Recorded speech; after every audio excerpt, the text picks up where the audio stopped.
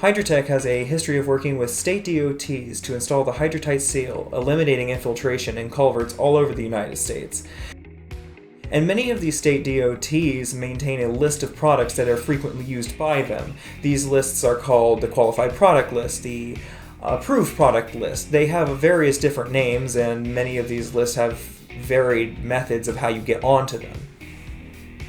The purpose of getting the HydraTite seal on all these lists is to make sure that the DOT personnel is aware of its existence. We want them to make sure that they have a good alternative to chemical grout, which won't last as long, or dig and replace, which will cost them more money. If the state maintains a list that the HydraTite seal would fit on, we want it on there.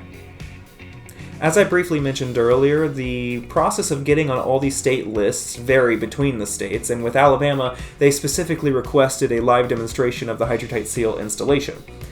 And I got to go down for that. Starting our trip to Alabama now. So I drove on down to the Alabama Department of Transportation, where I met up with one of their representatives. That person was going to go down with me into the culvert and actually install the seal with me so they get a full understanding of the installation process.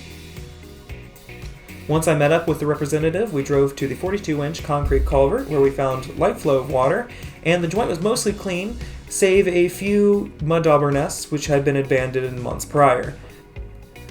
The joint itself didn't look too bad. It had an inch of separation along the top and about 2 inches of separation along the bottom.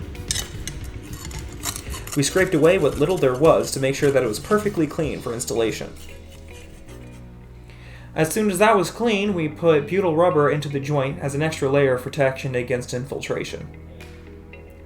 After that, we put the rubber seal in place and expand each of the bands one at a time, locking them in place with a wedge. Once that was done, we did a quick inspection of the outer edge of the rubber seal to make sure that it was smoothly against the culvert's walls all the way around. The entire installation process only took a couple of hours, and those couple of hours bought that joint a lifetime of protection against infiltration.